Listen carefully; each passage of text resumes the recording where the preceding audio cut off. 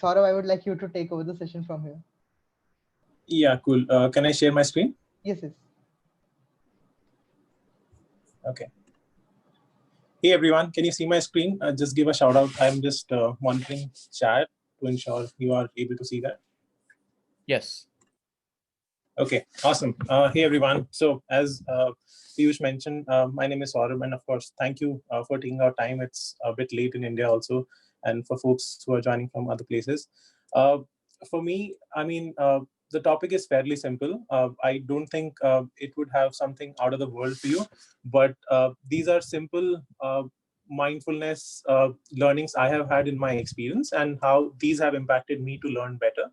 Uh, and we'll quickly jump into what I have done, and if there is anything interesting I have done. So I think it is a very typical story, which a lot of, especially I can say that a lot of young Indians go through. That I went to a college. Which was a fashion technology college called NIFT, didn't work out, left in a few days, joined engineering, which is always a default path. Uh, was juggling around few startups, ended up into product management, and has always been studying public policy and law. And why I'm saying it's a typical Indian story is because a lot of product managers you will talk to, they would come from engineering background, but a lot of them would end up having interest in other fields. And I specifically want to highlight that when you pursue fields like product management, which can often be very generic roles, you would want to have diversity in your thoughts. And that is actually what really makes this role very exciting. I'm working at PayPal right now. It's a global payment company. In You might have seen it in some of the websites in India as an option to pay. In past, I was at PTM. It's another payment startup doing very well. A lot of my learnings actually came from that journey. Was into Careers 360. That's a edtech and media company, and was juggling into some other edtech ideas. So I think the reason I started actually by saying that I dropped out from a college is also because a lot of us often make wrong decisions, and we need to acknowledge that taking a wrong decision is most likely not a bad choice in a lot of cases, because they eventually end up turning out good for you. But those decisions would actually dictate what you are truly passionate about. And edtech and finance became one of my areas where I felt I have learned from my personal experiences where I didn't had learnings, and it became a personal passion for me too. Okay. And some thumb rules as we start into the session. I know we generally structure it, what Piyush told me, to have few initial half into me covering that, but I would appreciate, I mean, whenever you have questions, just feel free to jump in, feel free to drop chat. I have chat open in my other screen. So I think it would be much easier to have that engagement from the beginning than waiting for the last, second half of the discussion. Okay, so starting with mindfulness, many of you who practice meditation in any way or however you keep yourself focused would be aware of it. And it exactly means being aware about what's happening in your surrounding and being conscious about those things. And the reason I bring it up is also because being a product manager, it is a challenging role, and it can be a very lonely role. But a lot of responsibility really lies on you. When I say responsibility, it can mean from what you are really delivering to the customer, and can also mean you are impacting life of user in very different ways, because you are changing their behavior of how they see some of those things. And if we look at actions happening in last few months, whether you talk about uh, a 20-year-old kid killing himself because he saw a balance on a payments app, investments app in US, or many such examples, you see a lot of products do discriminate, are not really meeting the standards they should. And we need to acknowledge and be aware that what we build is really impacting people just beyond, being a utility app for them. So be mindful when you are moving to product management, or you are a product manager. It would sound very easy that to outside world, that okay, being aware is easy, but I think it would become a very hard journey as you dive deeper, because of so much dimension you have to really cover into that. It's one of my favorite jokes, which I keep sharing with my friends. And I think a lot of you would have seen it floating around social media. And to people who are planning to move into product management, I'm not trying to scare you, but I just want you to realize some part of reality, that the role can be very tricky because it's a very powerful role with most often not a lot of power in your hands, which means that you really need to learn how to navigate across organizations, still be very influential, and still be very humble. Because in this role, not a lot of people can really succeed by being rude, by being not collaborative, and your job would be to really bring together all the people together of how they build their products.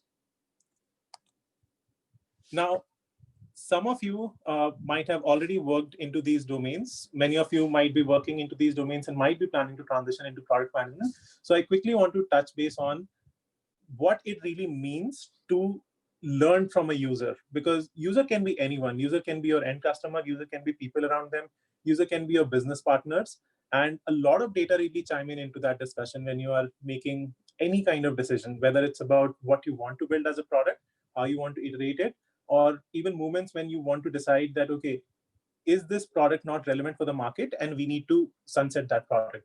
So qualitative, quantitative research, very intuitive usability test. A lot of companies do that, and a lot of companies are still into that journey where they would have set up to validate ideas much before they go live, and how it plays a key role, especially for bigger companies, because they invest a lot before an idea really goes to the market. And it can be a 6-month to 2-year journey where a lot of testing is happening, a lot of validation with users is happening, and then only the product really surfaces because of the risk appetite different companies can have.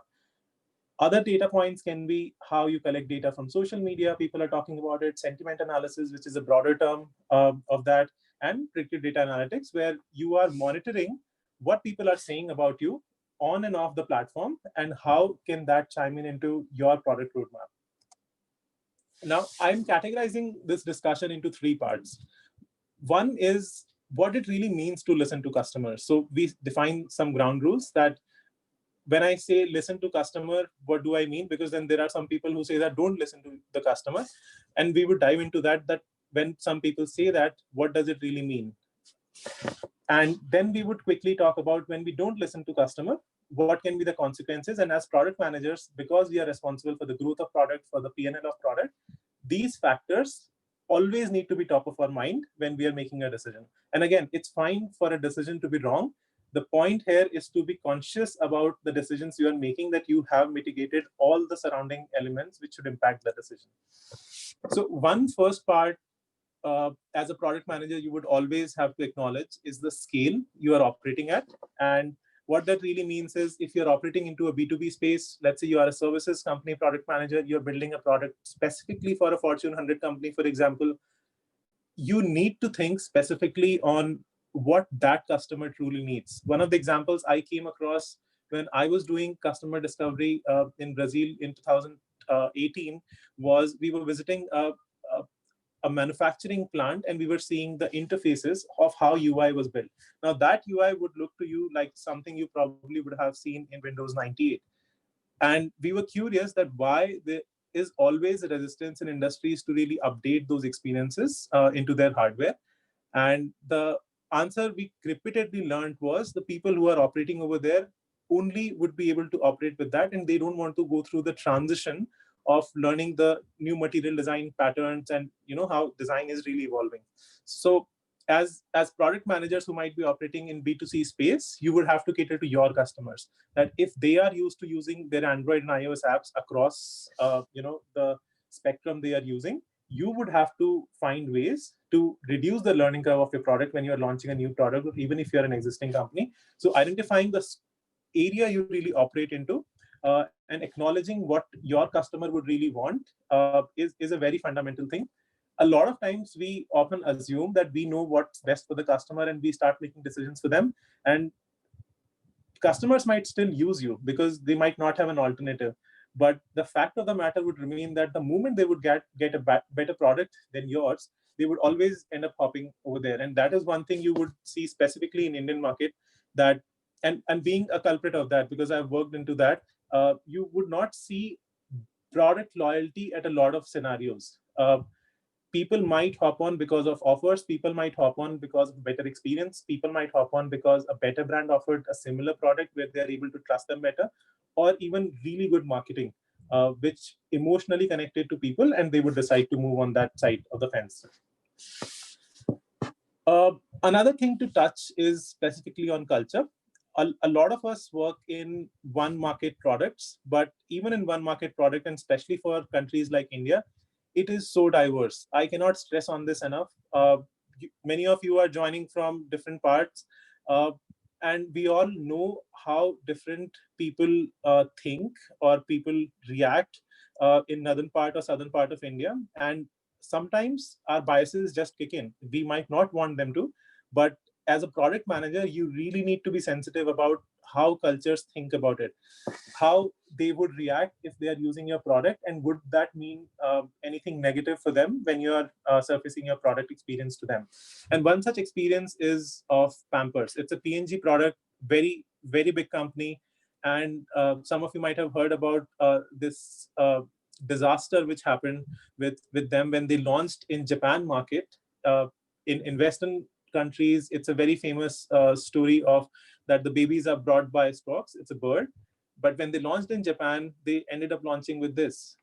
But if you talk to a Japanese or people who understand about Japanese market, they would tell you that there is no relevance of a bird bringing babies into their life. But what stories they have is about a giant peach, that the babies come from giant peaches. And if you have heard about those child stories, you would be able to relate to that. What ended up happening is people actually felt scared that the bird is not a positive sign for the baby and it might take away the baby. And they ended up not using the product. Now, this is just one example. You would find so many examples like this. For example, I was recently reading about how Coke had many disasters, across the timelines. One such is when they launched a campaign. You might have seen the Coke cans, which had names written of many people, like especially the common names. And people would, go and buy over there. They would see their name. They would take a picture. They would be sending to their friends and family. They would be posting on social media. But when they launched in Israel, they used common Israeli names. But again, Israel is high on one religion or one community, but it does has its own diversity and inclusivity.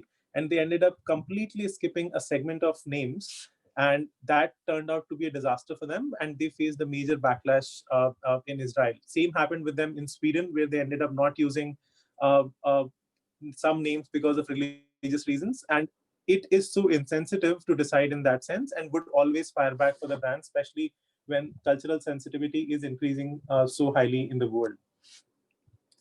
Another part is language.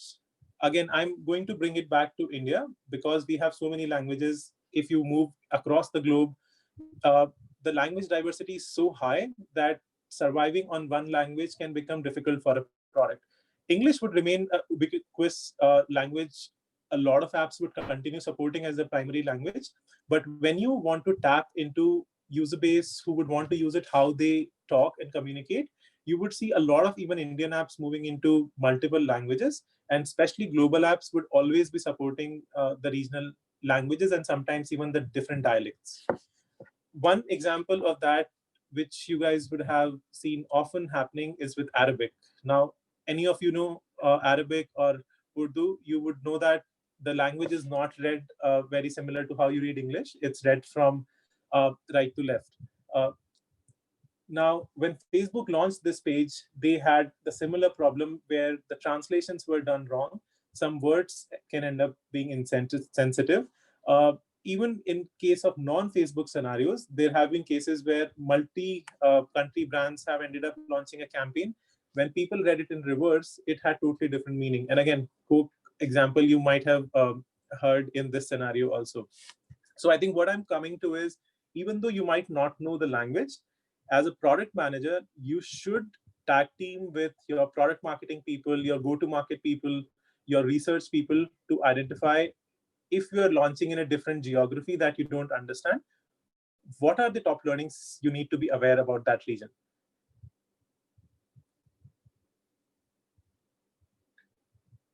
Okay, I'll just quickly read a comment Manuj has shared, that to share an instance where you were hoping for customers to another product was really easy and what happened.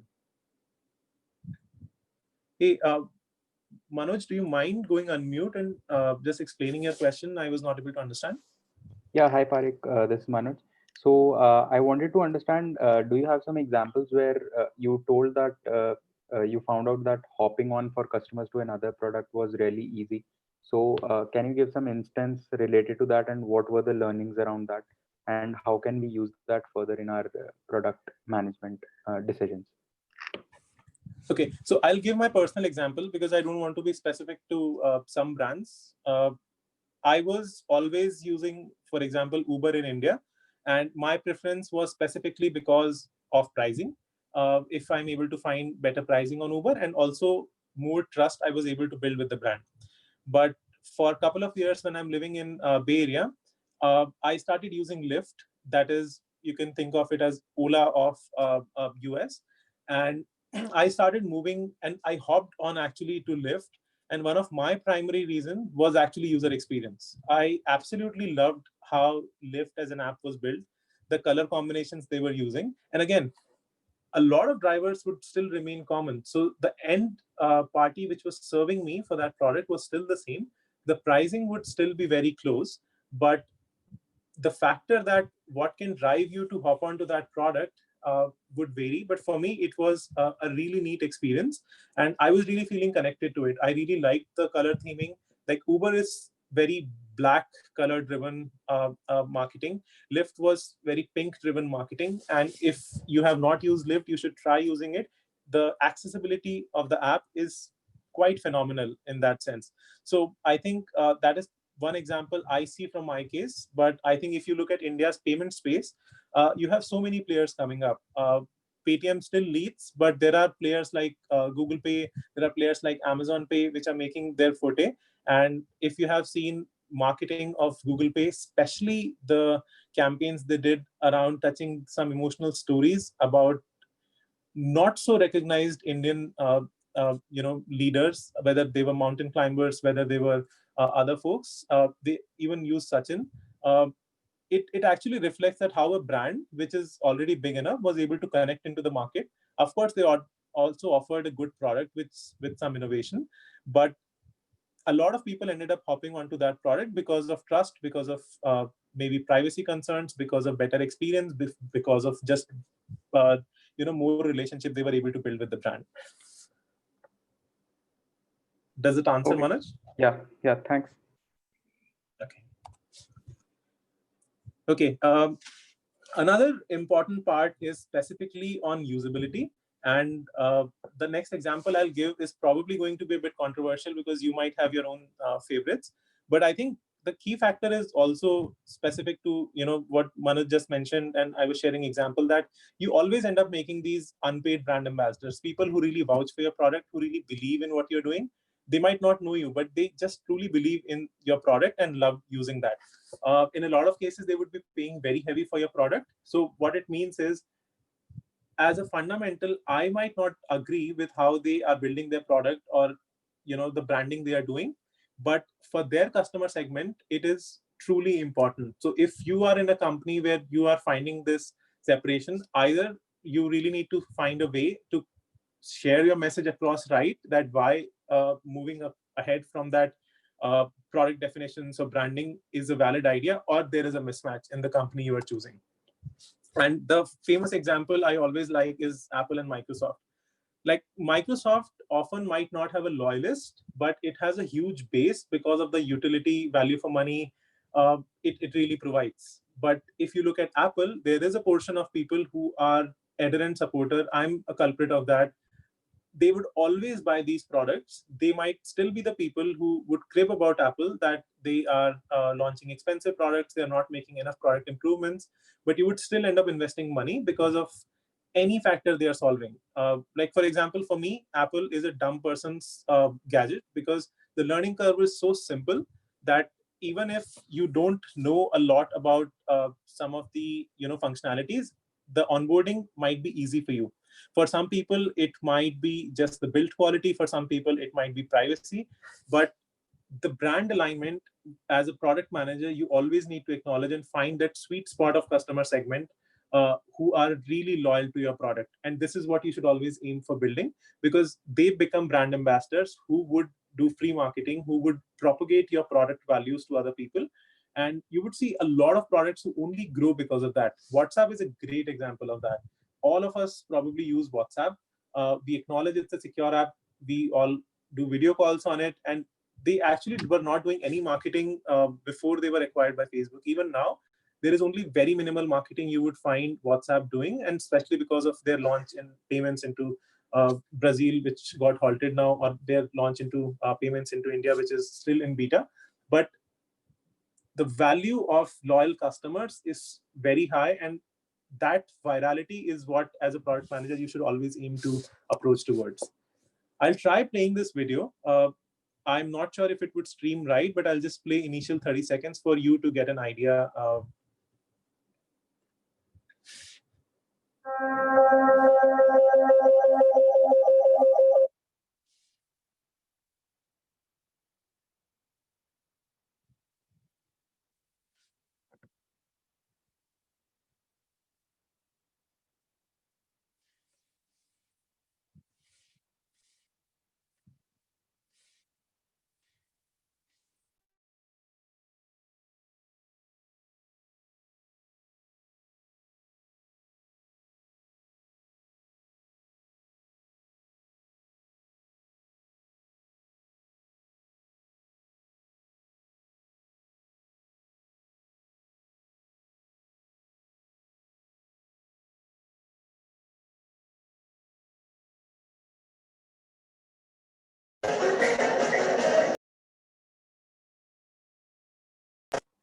Okay, I think you get the gist of it. But I think the reason I wanted you to quickly see that is also because when now you are learning a lot about design, we might not acknowledge that the design Microsoft might be adopting is cool, because companies like Apple have really succeeded into not using words, but using very little amount of words to be so expressive that it would be very powerful. So I think the branding strategy is what I'm inclining towards for you as a product manager to always understand. You would always have great brand managers working with you, but you always need to be aware of what really appeals to your user in terms of messaging. Sometimes cluttery might be what your users like. Sometimes very clean and neat and very premium is what your customers like. But being aware of that factor and always using it right is something for all of us to learn. Yeah, sorry, there was no audio because of the interference of two laptops I was dialed into. But yes, I will try to send this video's link to Piyush and he can circulate for you guys. Another thing is the topic which I touched briefly when we started, specifically on ethics of product management. And this topic is very close to me, so I might be talking just from the personal experiences or personal viewpoints I have. But I think with the market and landscape changing so fast, the ethics or responsibility of implicit ask customers expect from a product are not limited to just legal and compliance things. And I'm specifically going to call out a couple of things which I mentioned about a product being inclusive, that when products you are building, are they inclusive of all communities of people? Are you using colors, symbols, languages which can be discriminatory to a sect of people? And you really need to ensure that you are putting a conscious effort towards that. Accessibility is still a factor which a lot of apps don't really focus on. What it means is people who don't have ability to see, are they still able to use your product? And in a lot of countries, it's a legal requirement for your apps to be completely accessible with voiceover, with other functionalities. And some of these might foray into low priority when you just look at, oh, it's just 2% of my customer segment. Oh, it's just generating 1% of my revenue. But I think inclusivity should not be driven by these factors. Your products, whether it's an app, it's a website, you should always be very conscious to ensure that your products are secure if your customers are expecting it to be. You don't share their information illegally. You are building accessible products, and you are not building products that discriminate. And especially with things which are happening across the globe with multiple brands, where because of catering to that 98% of the segment, they are okay to discriminate with 2% of the user base. As a product manager, it's your responsibility to voice these things and be that brand ambassador of your own product. Okay. Now, one of the things which I mentioned is about what happens if you don't listen. And I think some things are very intuitive for us. Lack of innovation is one of the most common thing you'll feel across so many companies. So many companies fail because of this. And one example which I always loved, a camera which I have used personally at my home, is Kodak. Kodak was very similar to how Xerox is. Like for photocopy, when Xerox became a word, Kodak was one such word which really got inculcated into minds of people. But the company actually refused to move digital, which was their passion for analog photography they were following. But what it meant is the market was changing so fast. Even when they wanted to really move on to that, they really missed the train. You might know a lot of other companies, any other companies which quickly comes to your mind other than Kodak, which you think really failed because they didn't accept the innovation? Yeah, great example, Nokia, BlackBerry, very valid examples. Anything else which comes to your mind in search engines, in something else?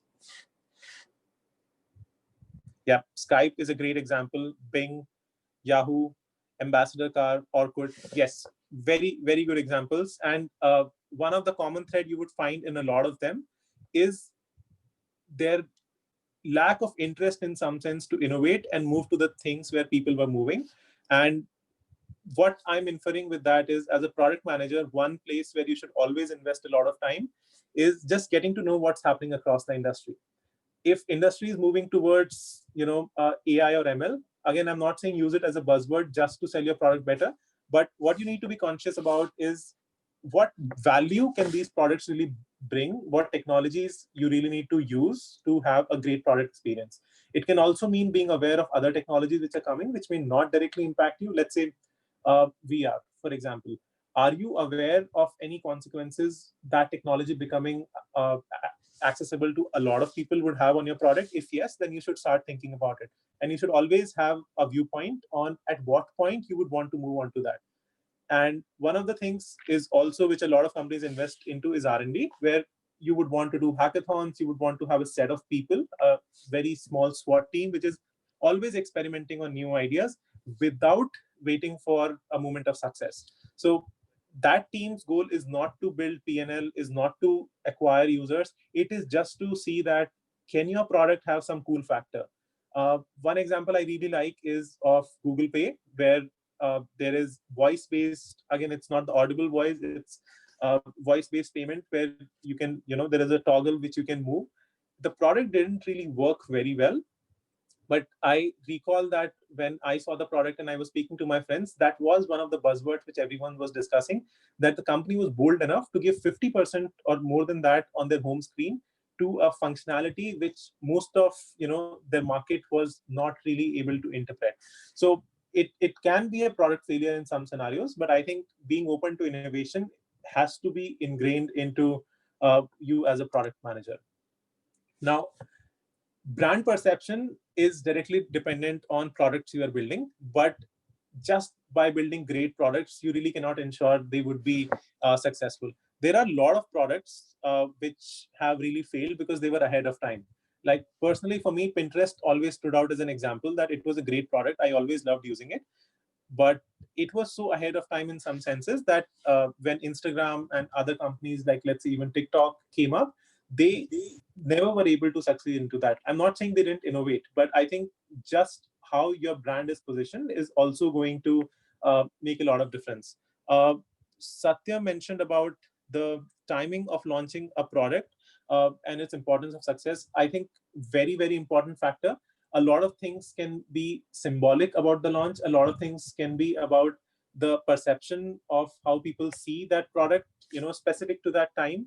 Uh, like, for example, how the reaction on Chinese apps happened in India right now. I'm not saying it is right or wrong, but what I'm inferring is the emotional quotient of people about a product would actually dictate whether they would use a product or not. So just having a good product in market would not really mean a success. And that's what you need to acknowledge, that how you are aware of how branding is done, how marketers in your company are aware of the product value proposition good, and you work together with them.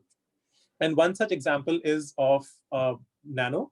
It was a great car. Any one of you would have driven, you would acknowledge that, okay, for the price point it was selling, it was a great car. But the problem is, you really cannot tell people that, hey, come here and buy this cheap car. Because for a lot of Indian households still, car is a dream. Just like house is a dream, car is definitely a dream which they want to achieve in that sense. And for a dream of lifetime, if you would tell them buy a cheap car, it would most certainly would not fall into the right spot for people. And that's what was probably one of the factors Nano didn't succeed. Of course, there were a lot of other reasons also it didn't. But selling a dream is often going to be what you need to really think when you think about selling a product. And importance for a product manager is also because you would be working on communication of that product, how you name the product, how you talk to the product. Are you using nouns versus verbs? Now, these nitty-gritties might sound similar, but small things like using noun versus verbs can actually dictate if people feel connected or if people feel robotic while using your product. One example Mohit is sharing is about Android being the most used OS. Very true. I think innovation might, again, it depends in this scenario, because he's mentioning about Kaizen and other OS. And again, there are multiple reasons they didn't succeed. And always remember, Android was not something Google built themselves. Google acquired a company, a set of great people who they were able to also get when they really acquired. And that's where some of these fast decisions also come into picture. I think my interpretation of that is also, Mohit, that at that point of time, there was no OS in that sense which was open for people to develop very fast. If you remember the first launch of iPhone, when Steve Jobs launched and it created so much buzz, there were, I think, 14 apps which were built, and Apple actually worked together with those brands to build those apps. So those apps were so perfection that people just loved when they started using iPhone and its apps. The ecosystem also, because of that, Apple decided that they would be so stringent in app development and usability requirements that a lot of app developers could not really jump onto that because of the platform ecosystem they were building, and also the reach of iPhone being limited in majority of markets. Versus Android offered something which was so open. You can just go and publish your app. Even if you're an independent developer, you would be able to propagate your product. Android was free, so a lot of companies like even Samsung, because building OS is costly. You really need to keep updating it. You need to have an army of people working towards it. They decided that, okay, Android is the right way. A lot of companies would tweak around that Android being Google allowing that to happen, and they would have their own flavors. So Samsung might have its own flavor of Android, OnePlus might have its own flavor of Android, but the base still remains same because that comes for free for them in some senses. Now, just being conscious of time, I'll try to move fast. One of the things about not listening, and what people will always have told you that, okay, why not to listen to customer? And I'm not saying don't listen to customer, but don't be blind to what they just said, because users would always tell you the problem they are facing. They might have a solution in mind which is specific to them, or they might not have a solution at all. It is your job as a product manager to have enough data, both qualitative and quantitative, to really say what the problem is. And especially in case of solution, is that solution feasible for a good portion of customers that you are trying to solve for, and not for a specific set of users?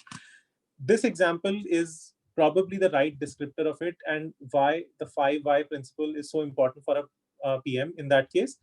There is a monument in Washington which was deteriorating. Now, that was the problem statement. Now, as a product manager, what you would do to that, and there are numerous stories about that monument that they were not able to identify it in one go, and they experimented with so many things. But the simple thing was, the monument was deteriorating because they were using strong chemicals onto that. But the point was why they are really using those strong chemicals. They were using because a large number of birds, they had to clean the bird droppings. Now, why the birds were there in so high number? Because there were spiders. Why they were spiders? They were because of a lot of insects being there. And why insects were there was because of the lighting they were doing on the monument. And the solution they actually came out was, oh, let's change the direction and angle of the lights and avoid insects from even being there. So what I'm inclining to is, as a PM, when you are really coming across a problem statement, don't be in a rush to build features. Don't become a feature factory where you are just trying to see that, okay, how fast you can ship, because speed would not really be the only factor that would dictate your success. Let's take an example. Let's say on your website, the conversion rate of number of users entering the funnel and number of users transacting is decreasing. Now, what would you do? If you simply use 5 why principle, it might help you, have some framework to find those answers. Let's say you would say, okay, my conversions are reducing because there are customers dropping out in the funnel. Why they are dropping out? They're dropping out because uh, at some screens, the information is not clear enough for them, and they decide to go back or leave the transaction at that point. Why they are actually doing that? Because one of the reason is on review screen, the total amount is not on the first page. You have to scroll for it. A lot of customers get confused. They go back and they end up not doing. So when you start going deeper into that, you would actually be able to find what is the actual behavioral psychological reason of user taking that action. Because see, you are a user, but you might be a high-tech user who is using great gadgets, uh, a very different mindset because you work in tech or you work in a similar field, or you are just in the age where tech is just a fundamental thing for you to use. But a lot of your users might not be into the same shoes. So I think putting yourself in customer shoes is a great place to start, but also interrogating more when you are even doing customer interviews.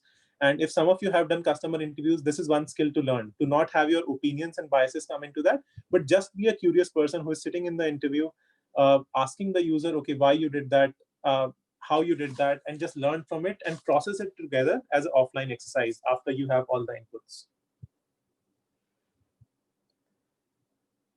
Okay, I will quickly touch on the point Akshat is making about public policy, why I was interested into that. I think not related to the topic, but it's just I would say a personal interest for me. And I think how I see is product management is not just limited to tech. If you see how our governments are also changing, tech is becoming a fundamental thing for them. There would be some product manager who actually built, UPI. There are product managers who have built Aadhaar card we are using. And a lot of these decisions are not just product management decisions, but they are much broader decisions on how it would impact the public life.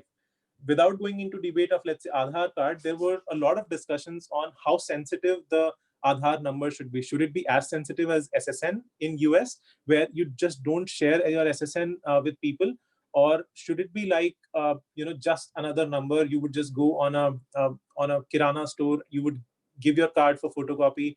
You don't mind if the person makes 5 more copies and issues wrong SIM cards on your ID. So I think as a product manager, even in those scenarios, I feel public policy in those products become very important. And it was my interest to learn towards how these governmental legal compliance factors can really impact the products we really build. Yeah, power of why and first principle, like Abhinav is mentioning, is a really good example. This is one thing you probably would have seen in Goa, other countries you might have visited, and probably the first and second picture, you might not have actually even seen this product, because what you see is what you see in picture number 3. A lot of times, people who build products, they are super passionate people. They really just love that concept, also because it might have been a pain point for them. So, for example, jet ski was built by Kawasaki, and it was built as I would say, a sports which is not really easy to pursue because it was so hard. You see the person in second picture, the person is wearing a helmet because it was not very secure to ride on that. And when they wanted to see that, oh, why people are not really even taking their product for a ride, they realized that people were not doing it just for a sport. It was a fun thing for them. They wanted to do it with family. They didn't want to do it alone. They wanted to not really have stress or tiredness after doing that fun sport. And what ended up happening is what Yamaha learned from those products. or CDO learned that, okay, we need to make it easy to sit where people are comfortable. We need to make it a family or friend sport where more than one person can be there. And we need to build it in a way where people don't feel fatigue after, they come back from the ride, and they should be able to ride it more. Okay, I don't see the name, but the comment is, how do you come across the necessary information regarding regulations, any databases or websites? For me, I personally always refer to the official websites or some official credible sources, which I think you all can easily identify when you search for that. One of the easy way to keep on track is also just being a subscriber of, for example, for me, Reddit really helps. For me, TechCrunch really helps. And if you're working in a specific market, you would end up diving deeper into those things. So, for example, if you're working into Indian payment space, you have to know how government is changing the regulations about, let's say, how data localization has to happen for international companies, how the consumer data has to be collected, what information can really be collected, is KYC going to be mandatory, can you do KYC with your Aadhaar card number or not?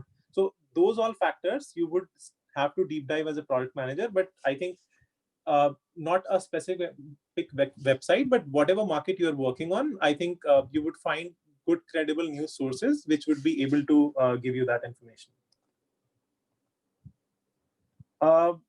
Now, this is probably some of you might be a big fan of A/B test. I'm personally not a big fan of A/B test, also because it has its intrinsic bias coming into picture, but it's a great construct for people who use.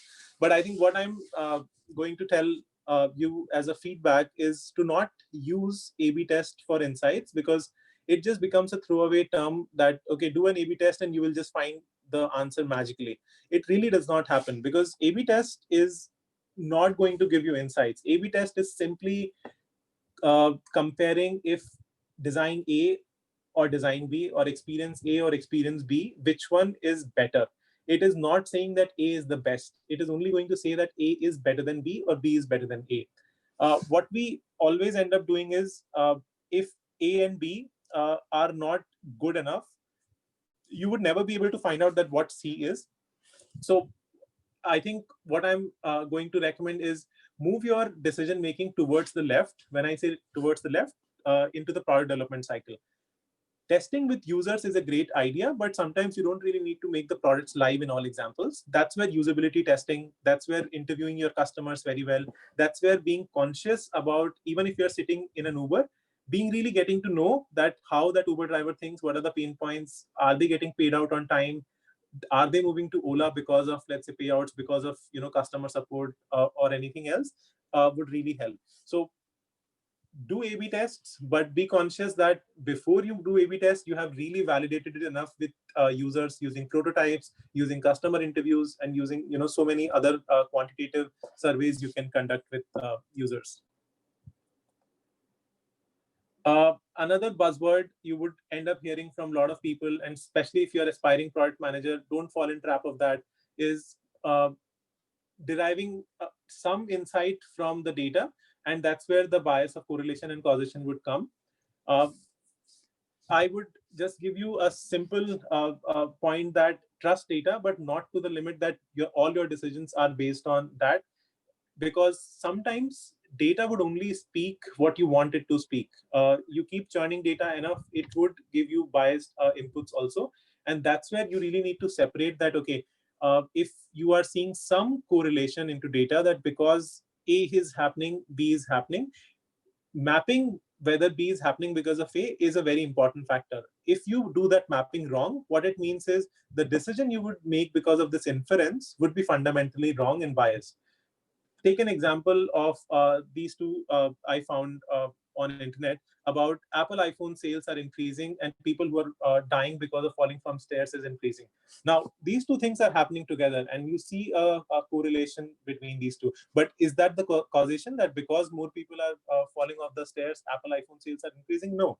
But this might be an extreme example, but in your journey, even in your personal decisions, in your product management decisions, you would be able to retrospectively look where you might have built a wrong causation and would have made a wrong decision at that point of time.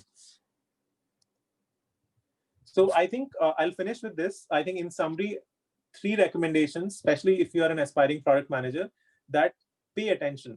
Product management is not a domain where you can just be a expert of one domain. There are going to be people who are super experts in one domain, let's say compliance or payments. But most of the product manager, and especially if you're starting your journey, you probably would start from a generic product manager role, which means that you need to invest into learning about user psychology. You would need to invest about learning a bit of legal landscape. You would have to learn a bit about UX and material design and design frameworks into market. So be open to that. Based on your role, always pick up something to learn, which would help you for your next role better. So if your passion is into data science, start learning data science in advance so that you become a better data science product manager, because you would still fundamentally need to know all those things. Talk to your users. I cannot stress on this enough. A lot of product managers end up becoming feature factory because of what is being told to them, and they end up doing that. But one of the change which would really come into your product management experience, and honestly for your company also, even if your company is resistant to it right now, be a mouthpiece of that you need to talk to your users, whether it's a formal setup where you're doing interviews, whether it's informally you are collecting information from your friends, family, unknown people, but talk to users. You would really get to know so much from them. And most of your product ideas would start coming from them. So invest time into that exercise, and I'm pretty sure it would add a lot of value to you. And when you talk to users, also be a bit more open-minded. Don't be stuck to your political bias, to your religious bias, to your user experience bias. Be very open to what they want. And the moment you would acknowledge that, it would become very easy. And last fundamental rule is to not act on every data you really find. You need to act responsibly. You need to build things which would be right for people and are not going to discriminate. Some books which I have personally always loved, and if you are a product manager, aspiring product manager, you might have read some, but if you have not, these are definitely like level 0 books you should read. Couple of them are from user psychology, couple of them are from how startups behave. They would really give you insight into when you build a product, what you should do. Again, my personal recommendation is never read products which are written for how to be a product manager, become a cracking a PM interview in 20 days kind of books. I would recommend you to read these books because they would actually give you a framework in your mind on how you think. And what you want to change is how you think and how you process information, not some cheat code where you just, prepare into some things and do that. So yeah, I mean, read the books which you have not read. And yeah, if I've bored you already and you are already planning to drop out, here is a puppy because someone told me, okay, cute puppies always cheer people up. So that's something you can definitely feel happy about. And yeah, any questions you have, reach out to me. This is my personal email ID. Anything I can help you in, from my experience. We are on, like, all of us are in together into this. So anything I can help you, don't be hesitant, just reach out to me. Yeah, that was all I had. Thank you. There were some questions which Piyush shared. We can either jump on that, or if you guys have something, just unmute yourself and we can discuss. I think discussing would be much better. I have removed names from here just to be cognizant if people don't want to share the names. But yes, if you are comfortable, you can just unmute yourself.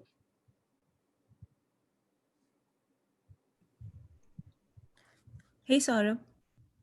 Hey. Yeah, hi. This is Prerna.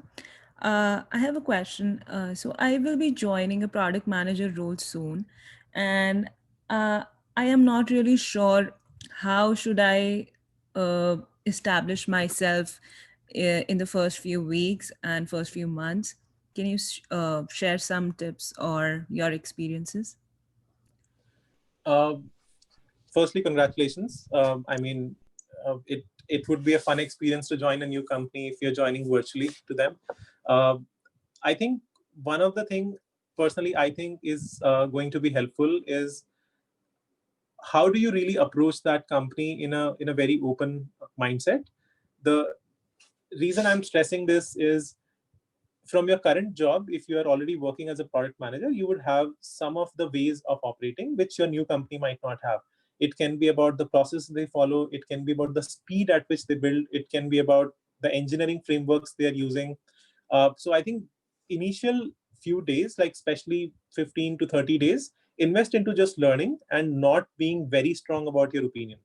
That would actually allow you to absorb why they are doing what they are doing, and then you can have a better opinion into, if they are doing something wrong. Because of course there is a reason they have hired you, is to bring some change, build something better, and they would be open to listening to you. But I think just being very observant in initial month or two would allow you to have much more processed and stronger opinions than being vocal into that. The second thing I would say is invest into learning the horizontal spectrum of products they have. So for example, if you're joining for product A for your role, invest a lot onto that, but get to meet a lot of people, like product managers, engineers you would be working with, even if you're not going to work with, because at some point your path will cross. Initial days would be lighter for you. So schedule one-on-ones. I mean, most of the people would never tell you no to, just have a quick connect. Invest time in talking to them, just getting to know them, not just work, but how they are as a person. And honestly, for a PM, those relationships would be very fundamental to what you would be able to deliver. It's fine if you, let's say, I'm an introvert, I am not someone who really would talk to a lot of people, but it's okay to take some effort and try to find out how people in that company think, and getting to know them better would really help you be comfortable around those people also. Got it. Hey, Saurabh. Sorry. Hi, this is Kalpi. Thank you so much for the session. I have a quick one as well, and I don't want to personalize it a lot.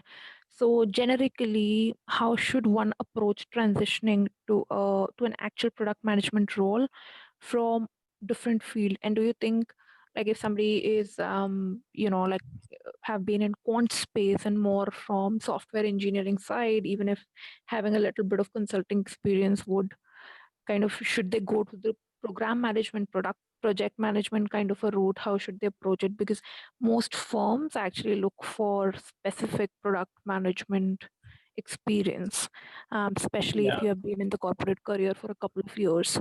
So how can you differentiate yourself and still be at the same level while you're applying for the product management role? Yeah, a fair point. And I agree that yes, some companies do that, but I think that mindset is changing very fast when companies start acknowledging that there is no secret sauce to be product managers. And one thing you would also need to start acknowledging is your skill set in other domain is actually going to be an asset. So yes, for a PM role, you would always want to learn what that company needs. Now, let's say, for example, if you are a data scientist right now, you might want to learn a lot about design.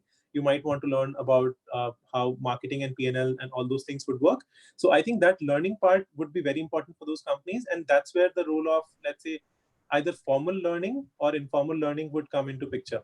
But I would just say that I think that mindset is changing very fast. Just like mindset of hiring from some specific colleges is going away very fast. Mindset of not being stuck to you need only a PM experienced person is also changing. And that's why you would see people who are rocket scientists being product managers, people who have done PhDs in physics being product managers. And I'm just quoting some of the people I work with.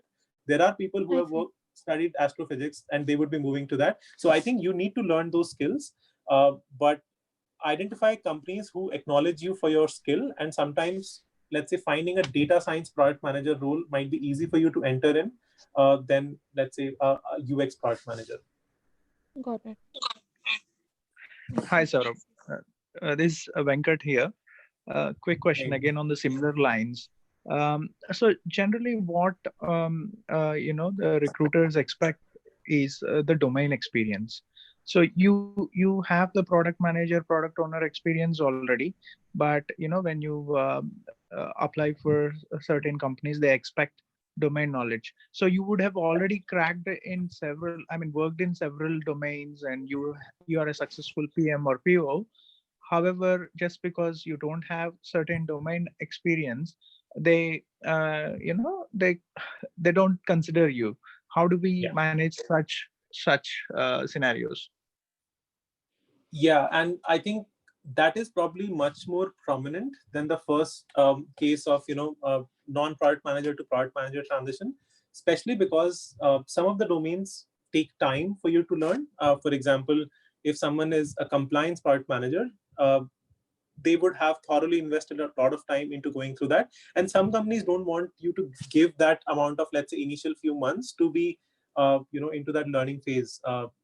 So though I agree, but I think the way to start into that, if let's say your goal is to be a product manager into, let's say, compliance, uh, starting in that direction is really helpful, because I think what companies often look for is not just your domain experience in past, but till the time you are able to have that knowledge and that interest to really learn that fast, most of the companies would be willing to give that give that opportunity, because just that knowledge is not what companies look for.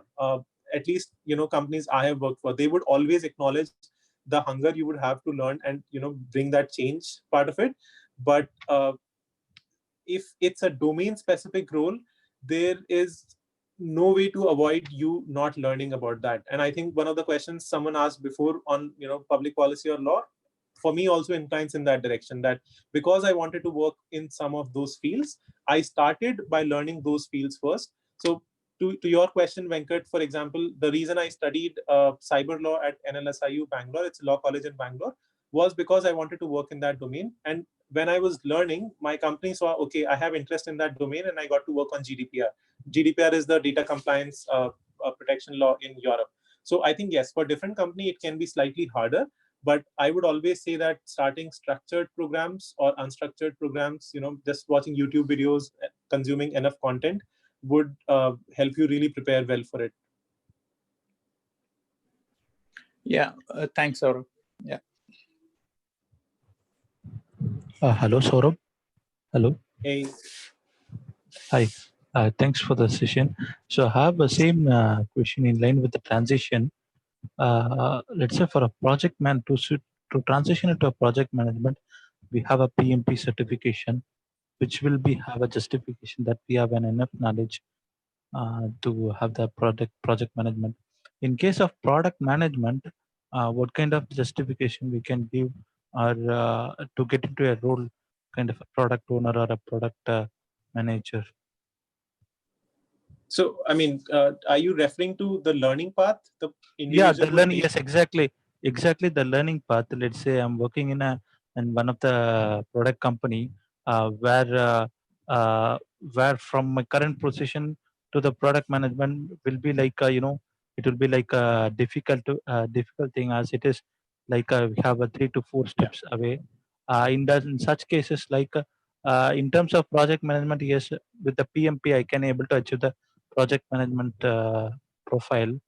But for a product manager, like what kind of justification, or what kind of the knowledge we acquired to showcase that the knowledge we have in terms of product management, like how to showcase to the company or the firm that we are working on?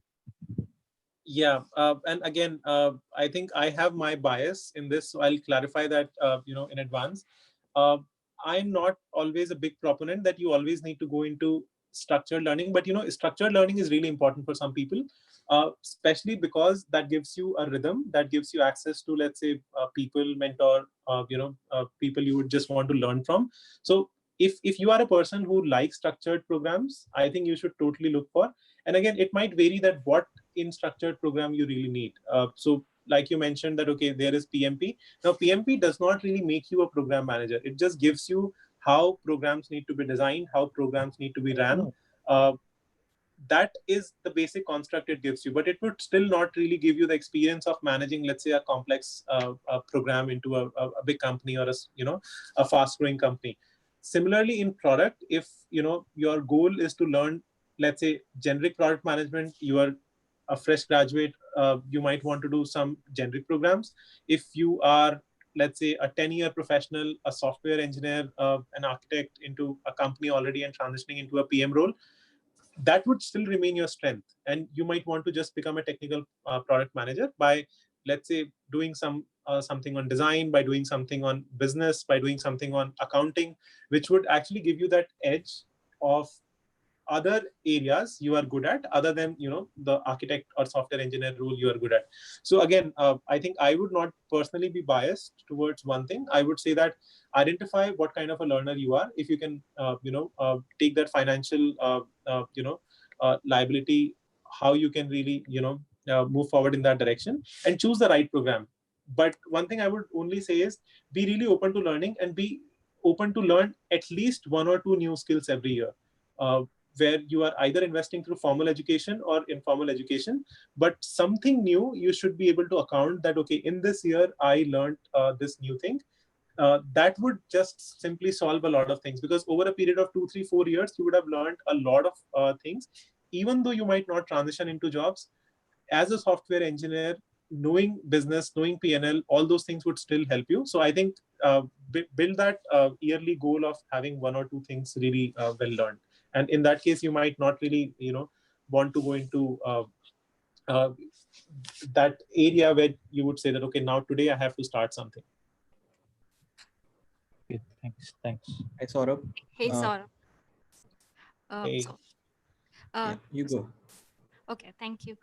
Thank you for the session. Digressing from the current trail of questions, I just wanted to know, given like you spoke about to know more about your users or interview them. Like asking question around getting the insights from there. If you have a request from large number of users about particular feature versus any feature you are looking forward, which is more in line with the vision of the company. So how should you ideally be going about it? Should you it can be a feature which is like more prevailing on other platforms, that's why the user are asking for it on your platform as well, versus something that you think will better the experience, or is it something totally different? So which should you prioritize, or how should you go about like building those features? Yeah, very fair question, and I think we all really come across this very often. So my answer is simple, and how I think is your loyalty lies to your customers, and then to your company. So your first goal is to do right for the customer and ensure that your decisions are in that direction. And it's not wrong to take inspiration from your competitor or even building a similar feature on your product, because you would eventually have to do it if your customers really need that feature on your platform. So I think prioritizing that is a different approach I would recommend. And again, going back to what really they are asking, because for example, if uh, let's say, for example, Snapchat had stories. Now, a lot of platforms have actually, I would say, taken inspiration or copied that product into their ecosystem, and they are actually doing better than that product itself. Now, that doesn't mean they did something wrong. Yes, we can discuss about how ethical was it. Did they breach any copyright? Was there any patent they breached in doing that action? But when your customers are asking for that feature, you still need to cognizantly look that are they really asking for just ability to share your stories, or they are asking for something more. So even though your product problem might be ability to share a quick story, how you share what customizations are relevant with your platform might still vary considerably. So you should still start from the product discovery process. And again, if you're not familiar with it, I would recommend you to read, just search on Google about product discovery, how it happens, what are the steps. Still follow all the steps, because the inspiration might be coming from an existing feature, inspiration might be coming from a customer problem, inspiration might be coming from your personal experiences. But going through that journey would help you iterate that product, and the end output might be very different than what your competitor was building. And actually that is going to give you the edge, because there would be some people who are loyal to you who would start using that feature. But the way to make other users who are not even using your competitor or using your competitor to move to your platform would be to build that differentiating factor. And that differentiating factor actually would be the only way you can succeed. I personally don't think that having your roadmap inclined to what your competitors are building ever has succeeded for a lot of companies. It might for 1 or 2 features, but not in a broad sense. Yeah. Okay. Thank you so much. Saurabh. Hi, Saurabh. Hey. Gokul here. Can you hear me? Yeah, I can hear. Okay, thanks, Saurabh. Saurabh, actually, my question is to be, as be a product manager, sometimes you have responsible to onboard your first 100 to 1,000 customers. So, would you like to talk about what is the quickest step to, get to that level of, onboarding your first 1,000 customers in a B2C sector? So I would break it into two parts. One is, who do you want to onboard? Because when you're building a new product, you would have a specific customer segment in mind you are building for. So let's say in your product discovery, when you were building that product, you identified that, okay, the problem statement you are solving is prominent in 21 to 28-year-old young people who are single, and that might be, let's say, a majority of customer segment you would want to acquire. So I think when you want to acquire your first set of users, being aware of who are the people who are going to really use your product first is going to be the key. Another thing is, there is always going to be an intrinsic resistance in using a new product. Now, the people who are really jumping onto a new product are going to be people who are open to experimentation, and they would actually become the key for getting the initial feedback. So you really need to identify which segment of people are more open to try, and then propagate that. If you end up targeting the set of users and you're building for people who are actually laggards, so if you see the product growth cycle, it starts with a set of users who are early adopters. There are people who would be late adopters. There are people who would be laggards, who would just be adopting at a very late stage. You don't want to target the laggards as the focus area for launching a new product. You really want to find that segment which are early adopters and would be open to you. That is part one. Part two is how viral the product can be.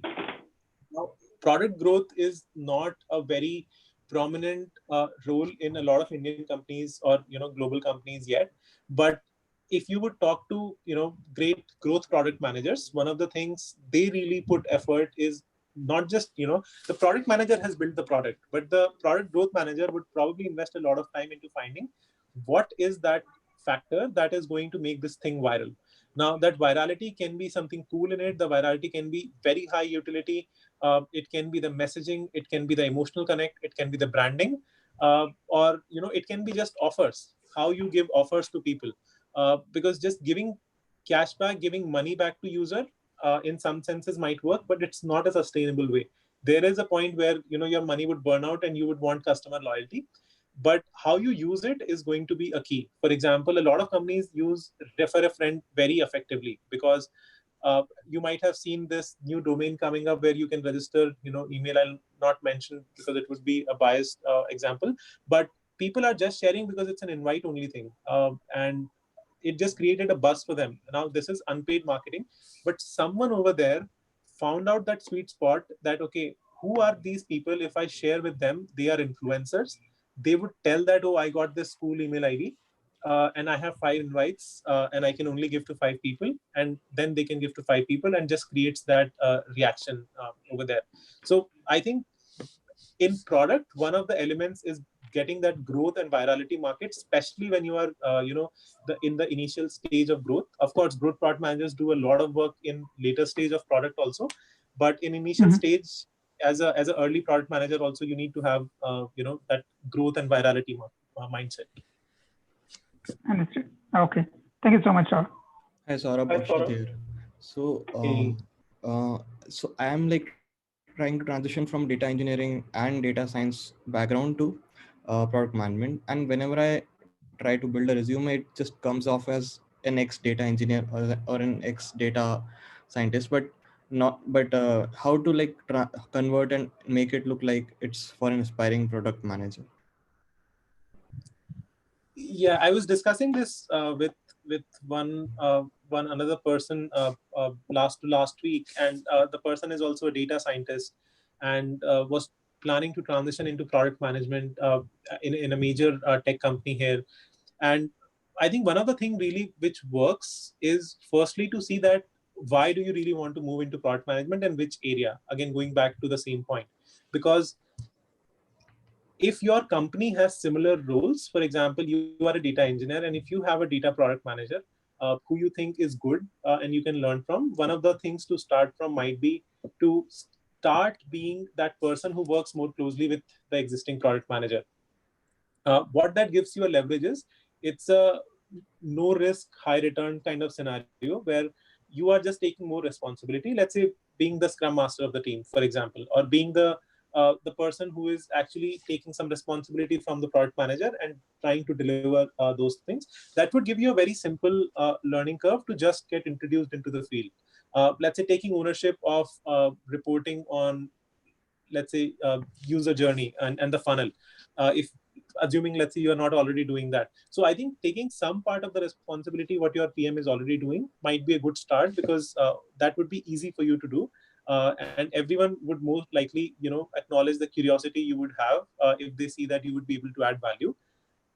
Another thing would also be, if you want to be a data product manager or you want to be something else, repeating my answer, but I think you really need to find that sweet spot where you have enough knowledge to justify to your company or another company to really move you to that role. And that makes that decision easy. Your company would be able to trust you more, but for an external company, they would want to see that passion, see that, base of knowledge, which they think they can build on.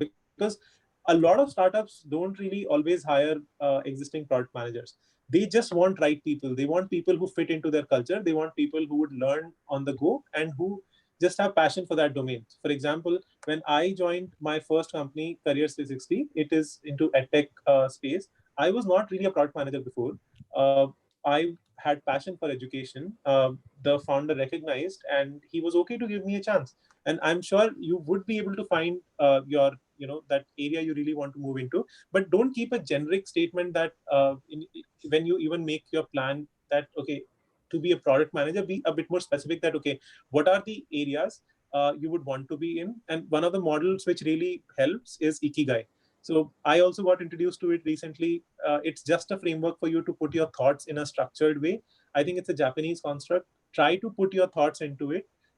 It might not help you a lot if you have already done a similar exercise, but it would just give you what might be easy for you to crack, where you would be happy also, because you don't want to enter just a product manager role where you end up, being not so happy. Can you repeat the name of the framework? Yeah, it's called Ikigai. Ikigai, I think. Okay.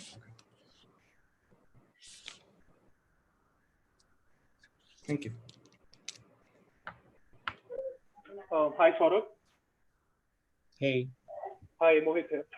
Saurabh, so I actually work for a B2B company where we need to make a business case in relation with the customer and give the handle the requirements. So I just want to understand, if I'm working in a B2C company, and is there any way to quantify the mindfulness, that when do I know that I need to launch the first MVP of the product, and it is enough requirement and data with me that I can work on it to launch it in the market? You said it's a B2B product? No, it's a B2C product. Okay, B2C. Yeah, okay. Yeah. So I think MVP is a term which has been used loosely for a lot of things in that sense. But I would just say that MVP does not mean that the product vision has to be smaller in that sense, but it is just deciding at what point you can really release. And personally, I am in favor of releasing sooner and getting feedback, then keep building on top of it and then releasing, and then realizing that okay, this is not what they actually wanted. So you really need to see that okay, let's say you have a product, and is there a way you can test it with 100 people? Because you would already be, I'm assuming, testing in that case with friends, family, and the employee segment. But is it possible for you to just release an alpha, share it with 100 people? You can share in your network on LinkedIn or somewhere else, and they can share you feedback. That can be one simple start of an MVP. What that gives you is a very early adopter feedback of what they are looking for. But remember, that can be biased, because that is a very small set of people who might not be the target segment for you. So identifying target segment in that case would be different. But at least that alpha would give you some more insights into what more you should build before you make it accessible. Now, let's say it's an app, you go on to Play Store, you make it a beta, you expose it to, let's say, 1,000 people, and then you start slowly ramping. and then you are, in parallel also building more features, more things onto that. So in my recommendation, you really need to find those set of people who can start sharing that feedback early, and then incrementally, build on top of it. But of course, you don't want to offer a product, which is not even adding value. So even if you're MVP of the product, I would define as, even if it is solving one important pain point, which is not getting solved by an existing product, or the existing product experience is so bad that people are not really able to use it very well, you should go into market in some sense, even with limited set of users, because you would get to know that people who are actually having this problem, would they actually use your product or not, or there are some fundamental problems with your product, and then you can keep ramping and adding more features and doing that. But I think testing early is always going to be a helpful step to take. Got it, Saurabh. Thank you so much.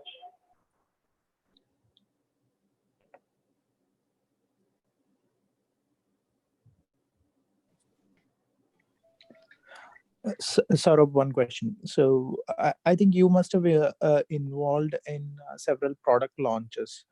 So what are the kind of challenges that you have faced, and how did you handle them? Probably a couple of them. I think the launch structure would vary. I'm just thinking of an example which I can use, but so let me take an example without quoting the specifics.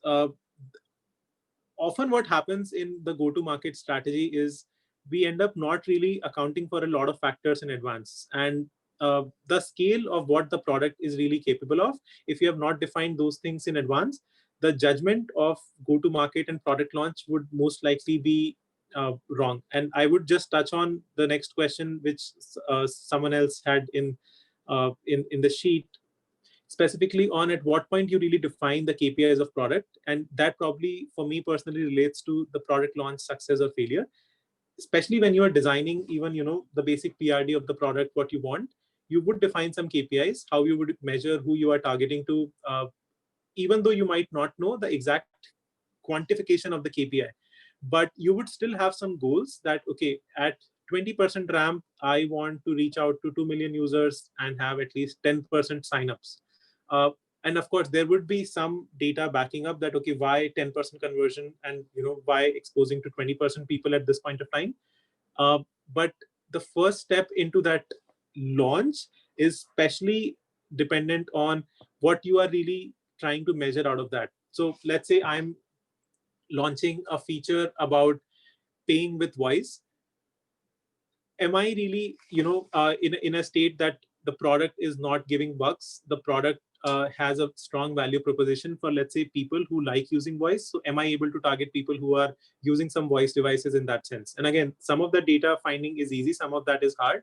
But to me, that product plan especially becomes a three-part step. One, what is the KPI I'm trying to meet? Have I defined those KPIs enough that, okay, in terms of time frame, how much I'm trying to achieve? The another part of that is, when do I launch? What is the timing of it? Where all do I launch? And how do I reach out to people? Like, do I just release it on my platform? Do I do some marketing of it?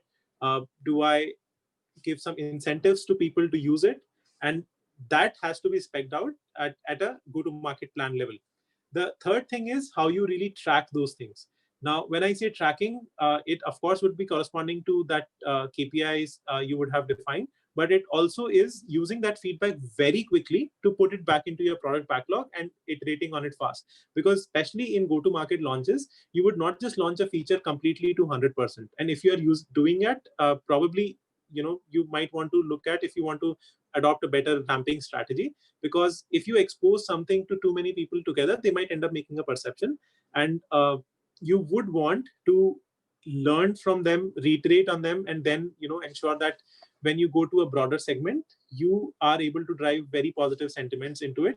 Now, whether you drive the initial positive sentiment with or without rewards, incentives, with virality, without virality, all those factors probably would become a reason at what stage you ramp further. So you need to have gating criteria that, okay, from 10% to 20%, I would ramp when I'm meeting these kind of results. And if I'm not meeting, I would reiterate on it, and I would make some changes to that. Sorry, I didn't have a specific example, but I hope it added some value to you. Yeah, thanks, Saurabh. Thanks, Saurabh. So I guess with that question, we can wind up today's session. Awesome. Thank you, everyone. Thank you for joining. And yes, you have my contact details. Anything I can help, just feel free to reach out. Thank you. Thanks a lot for Thanks, taking Saurabh. Yeah. So thanks a lot for taking out time and conducting the session for Pragmatic Leaders. I'm sure everyone would have some concrete takeaways from this session. Lastly, I would like to thank all the participants for taking out time and staying with us. I'm sharing link of our YouTube channel and Slack community in the chat section. You can join our community, and a recording of this session will be published on our YouTube channel. I'll share link with you on Slack once it's live. So yeah, that's all from my end. Thank you so Also much. via email, please. Thank you. Yeah, sure. Cheers. Thank you.